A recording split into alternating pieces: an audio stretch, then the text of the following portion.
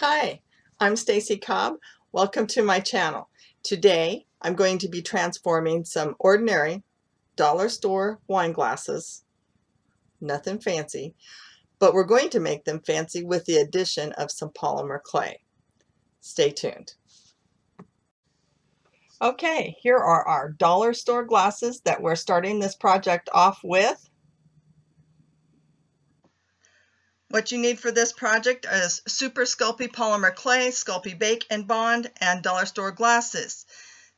Tools are rigid and flexible tissue blades, a needle tool, and an angle-tipped pair of tweezers. On my desk I have a piece of glass. It has foam tape around the edges, and there's a piece of graph paper underneath. That's for measuring. It helps me with figuring out how much clay I need. And then you're going to take your clean glass and apply a thin coating of Sculpey Bake and Bond. A little bit goes a long ways.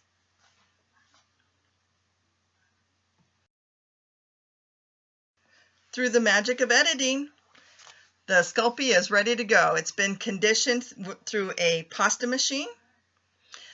I rolled this out on the 5 setting of my pasta machine, which is a mid-range setting. This is not a good process applying it to the glasses like this for air dry clay. I recommend polymer clay. You're going to cover the stem and the top of the base with this very thin layer of polymer clay.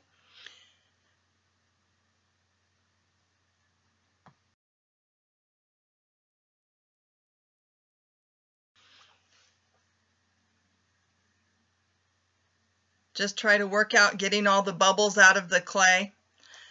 You want it to be smooth. I'm going to speed up the process here, but basically I'm just putting the clay on, making sure it's smooth, that there are no air bubbles between the glass and the clay. And then just use my tissue blade and scrape off the extra off the bottom of the base, just like you would cutting a pie crust. Now on the very bottom of the base, that which actually would sit on a table, that does not have any polymer clay on it. That would make it uneven and unstable. Here I'm just smoothing things out, making sure that all the glass of the stem and the base is covered with a very thin layer of polymer clay. It's not particularly smooth. In fact, it's okay if it's a little bumpy. I just don't want any seams to be showing, and because I'm going to cover that up later. I'm just going to neat this up a little bit.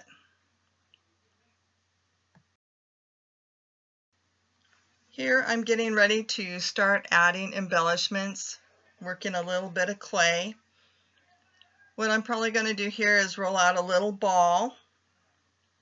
I'm going to apply a little bit of pressure just on one side of this tiny little ball, and that'll form a cone. And then when I flatten the cone out, it makes a perfect leaf shape. How cool is that? Now here I'm getting ready to start making a really skinny vine. So it's made out of a skinny snake of clay, about the thickness of a piece of spaghetti, piece of cooked spaghetti. And that will eventually, when I get it the right size, will go around the upper portion of the glass. And it's easier actually to make several small pieces and then splice them together. And it's okay if your vines are a little bumpy or not uniform in thickness, because they're vines. Vines aren't uniform in thickness. And it'll give it that more realistic touch, or even, that handcrafted look. I'm going to place the vine, this top vine, about 1 inch to 1.5 inches below the rim of the glass, because you want to be able to sip out of the glass, so you don't really want this anywhere near your mouth. Then apply a little bit of Bake and Bond to the area where you're going to apply the glass. A note about Bake and Bond, is it can make this very slippery, but it is possible and you can make it stick. Well, stick is a loose term here, but you can apply it without any problem. And my new name is Stacy Out of the Frame.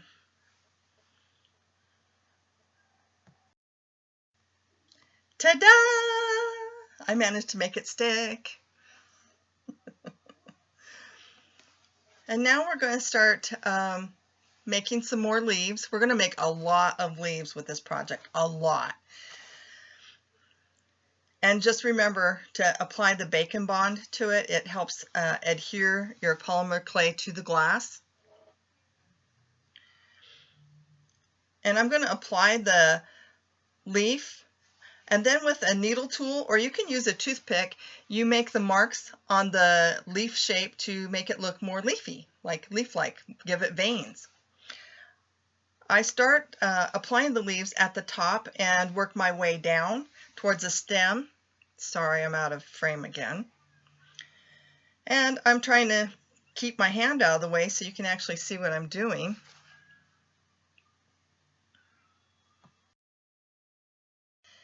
And as you make the leaves, they'll all be slightly different in size and shape.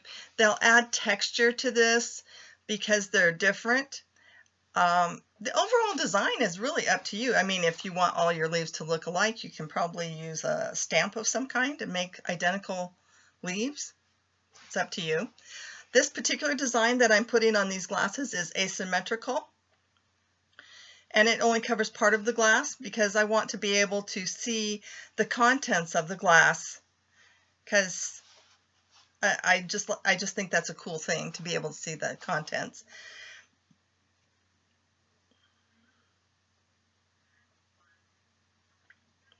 Also, I think it's always good to know if you're about to need a refill.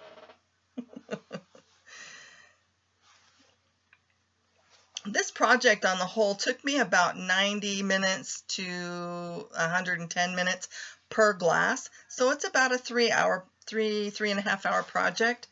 And I'm condensing this down into about 15 to 20 minutes here. So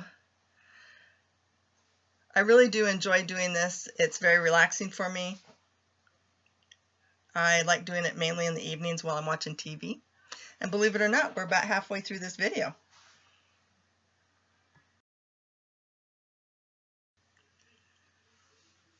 This is so you can get an idea of where I'm going with this. I slowed it up a little bit so you can actually see it.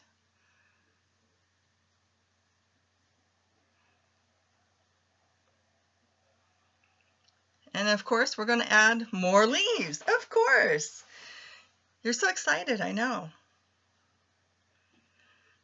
As the glass curves down to the stem, it makes the applying the leaves a little tricky because of the curvature. You don't have to cover all the glass. You can leave little peekaboos and, you know, just areas where you just uncover it. That would be a cool effect.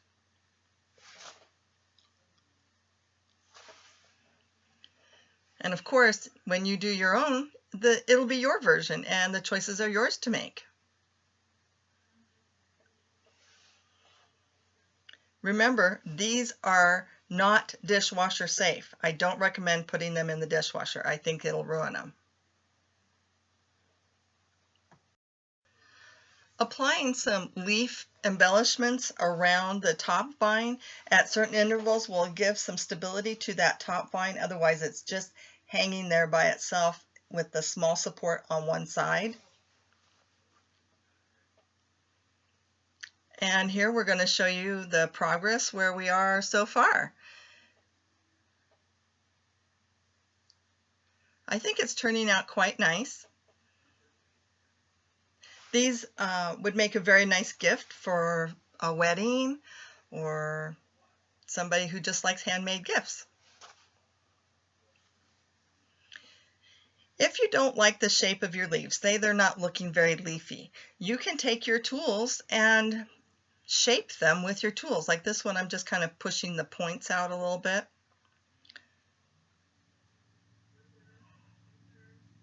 And if you don't like your first leaf, set it aside. You can use it later on something else. Make a different leaf. When this comes back into the frame, you'll be able to see some of the embellishments that I'm putting on.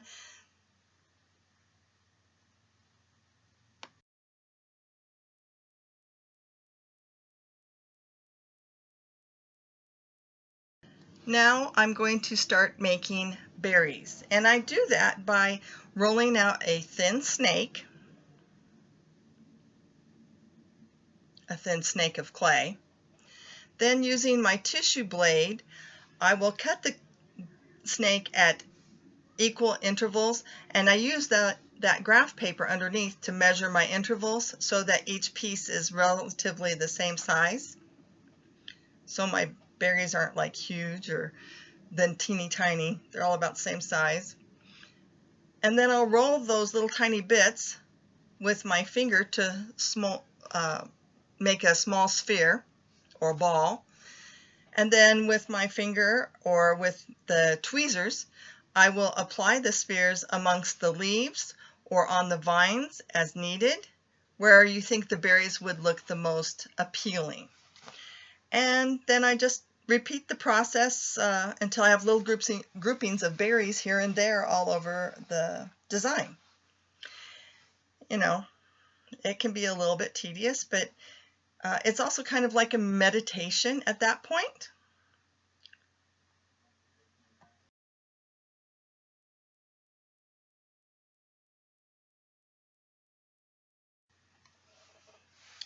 Okay, here we are. I'm going to show you this because it's showing how far we've come so far. It's looking good.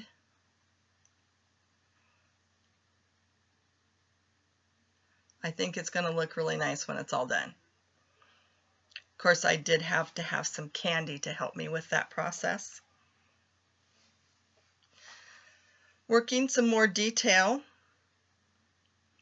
on the lower part of the glass, just above the stem where the globe attaches to the stem. That curved area is difficult.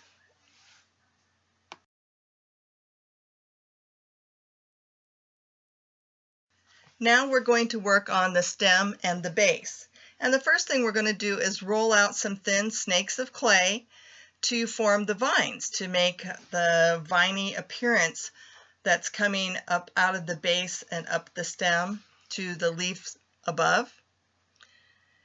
And you just apply them in an irregular way, just how you want them to look.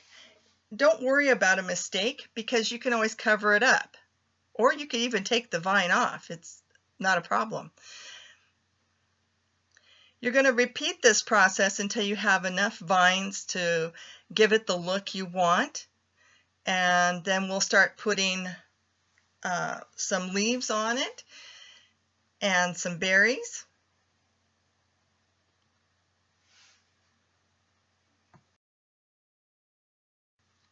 I know this can seem like it's a rather tedious process, but it's rather a meditative process. I like to do this watching television, as I said before. Of course, then again, I might need some more candy, huh?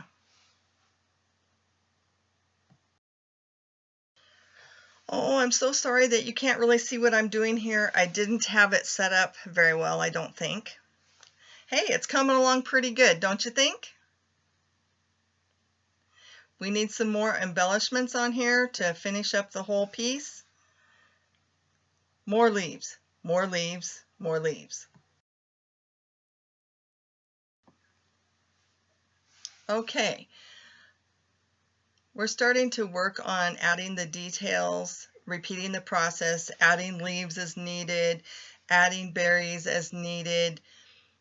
Each one of the leaves on this particular piece, each leaf has a central vein, and then it has the little branching veins that come off. That's created with the needle tool. So it's about creating a bunch of detail. When we finish off the polymer clay after it's baked, I'm going to be painting it, and it'll really show those details off really, really well.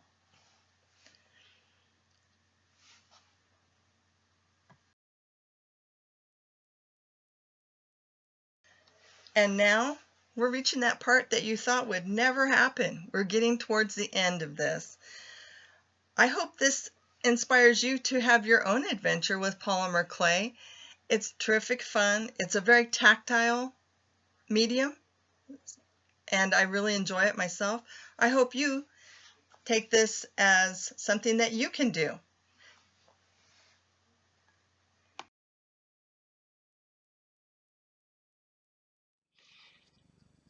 Here's what I finished the project off with. The second glass I did off camera. The first glass I did on camera. And they're similar but different.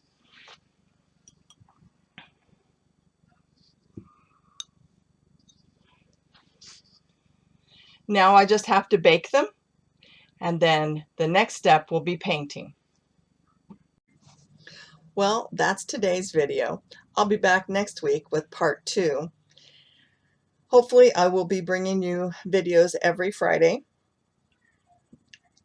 Please like and subscribe if you haven't already, and I'll see you soon. Take care.